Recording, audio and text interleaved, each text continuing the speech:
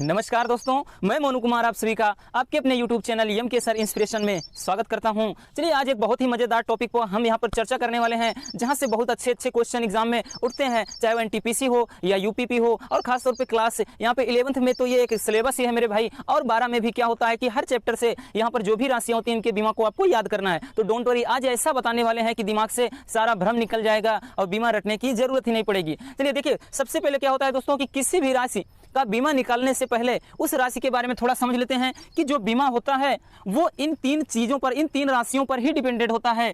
अगर यहाँ से हम बात करें तो द्रव्यमान किसे कहते हैं, तो क्या कहोगे आप, उसे यम से दर्शाया जाता है, क्योंकि कोई भी जो वेट होता है, मास द्रव्यमान यम से, और लंबाई लेंथ यानी यल से, और उसके बाद जो समय टाइम यानी टी से।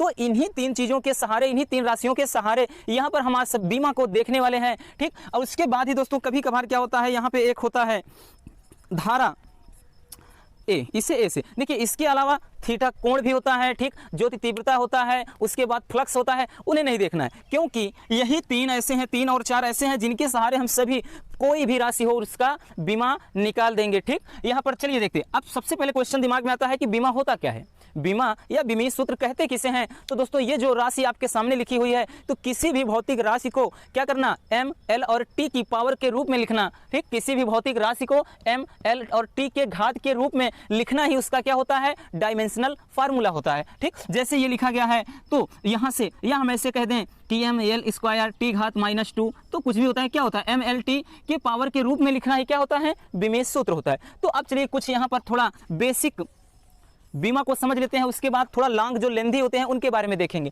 ठीक, पहले हम जगह यहाँ पर थोड़ा बात करें क्षेत्रफल, ठीक, उसके बाद आयतन, उसके बाद डेंसिटी, ठीक, घनत्व, ठीक, उसके बाद यहाँ पर वेग या चाल, फिर उसके बाद त्वरण। देखिए पहले आप अगर इनके बारे में जान गए तो पूरा बीमा खत्म, क्या पूरा का पूरा बीमा यहाँ से फिनिश हो जाता है मेरे भाई। क्योंकि अगर आपने इनके बारे में ही थोड़ा जान लिया तो आपको बीमा रटने की जरूरत ही नहीं है। चलिए पहले बताइए क्षेत्रफल। अगर हम आपसे पूछेंगे भाई कि क्षेत्रफल क्या होता है, तो आप बोलेंगे क्या क्या होता है कि लंबाई गुणे चौड़ाई बराबर क्या होता है, क्षेत्रफल। क्यों, कोई आकृति निकाले हैं भाई, इसमें अगर लंबाई और चौड़ाई, ठीक, क्या होता है, लंबाई और चौड़ाई, तो ये भले ही लंबाई है दोस्तों, क्षेत्रफल बराबर क्या होता है, लंबाई गुणे चौड़ाई।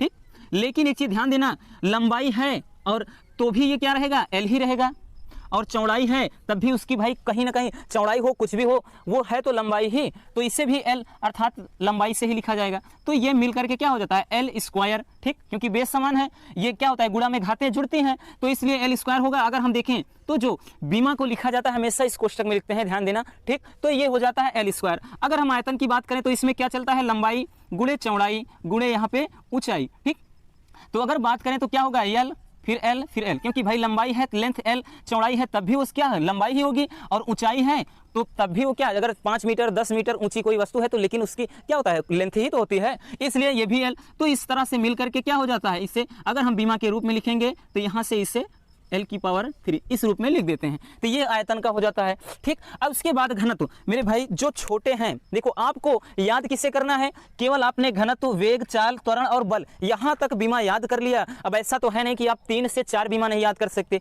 इसको याद कर लिया तो मेरे भाई मैं दावे के साथ कहता हूँ कि आपको बीमा में कोई भी फार्मूला परेशान कर ही नहीं पाएगा। ठीक, तो देखिए घनत्व बराबर क्या होता है, घनत्व बराबर होता है द्रव्यमान बटे आयतन। ठीक, घनत्व बराबर द्रव्यमान बटे आयतन। तो देखिए द्रव्यमान क्या होता है, अभी हमने क्या बताया, द्रव्यमान है तो m से लिखा जाएगा, लेंथ है l और उसके बाद टाइमिंग है t, तो यहाँ से m हो जाता है। ठीक, अब उसके बाद नीचे अभी क्या बताया, आयतन का l की पावर 3 हो जाता है। भाई जब ये ऊपर जाएगा तो यही क्या हो जाता है, एम एल की घात 3। देखिए यहाँ पर हम घात नहीं भी लिखी जाती है, लेकिन एक हम लगा सकते हैं। ठीक, तो ये क्या हो जाता है, डेंसिटी यानी घनत्व का। अब देखिए क्योंकि हमने क्या बताया, यही जो फार्मूला होता है मेन, 2 या 3 यहाँ पे राशियों का फार्मूला याद कर लीजिए, बाकी सभी बीमा आसानी से आ जाएंगे। अब वेग बराबर क्या होता है, वेग बराबर विस्थापन बटे समय। ठीक, विस्थापन यानी यस और बटे का यहाँ पे समय। ठीक, टाइमिंग, तो वेग बराबर विस्थापन, कोई भी वस्तु कितनी दूरी विस्थापित हुई है, जो विस्थापन होगा वो भी तो क्या होती है, लेंथ ही होती है, तो वो भी क्या हो जाएगा, एल हो जाएगा। ठीक, अब उसके बाद ये नीचे का रहेगा टी, टाइमिंग टी, तो ये ऊपर का जाता है मेरे भाई, सॉरी इसमें ध्यान देना, माइनस, क्योंकि नीचे से ये ऊपर ले गए हैं घात को, तो यहाँ पे हो जाएगा l, और ये ऊपर जब जाएगा कि t की घात माइनस का 1 हो जाएगा। क्यों? क्योंकि t की घात यहाँ पर 1 है, लिखी नहीं जाती, इसमें जैसा बताए थे। ठीक, तो ये हो जाएगा वेग। अब देखिए जो वेग का होगा वही चाल, क्योंकि चाल बराबर क्या होता है?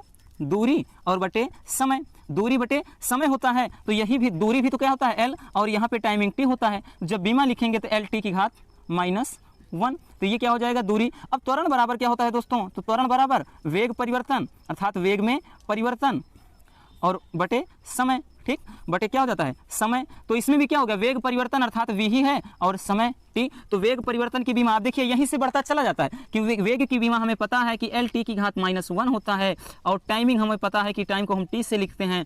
तो ये क्या बन जाएगा मेरे भाई? ये हो जाएगा t की घात -1 है, ये t की घात +1 है। जब माइनस ऊपर से यहाँ से नीचे से ऊपर ले जाएंगे तो घात क्या हो जाएगी? प्लस है तो माइनस हो जाएगा। तो यहाँ पे -1 ऑलरेडी है, फिर यहाँ से -1 एक है, क्या हो जाएगा? -2। तो यहाँ से l t की घात -2 हो जाता है। ठीक, तो ये रहे थोड़ा छोटे छोटे जहाँ से बेसिक आपको समझना है। अब इन्हीं राशियों की सहायता से हम बड़े बड़े राशियों के बीमा इजिली फाइंड आउट कर सकते हैं। ठीक, तो पहले आप इसका स्क्रीनशॉट कर लीजिए, उसके बाद चलते हैं थोड़ा आगे। चलिए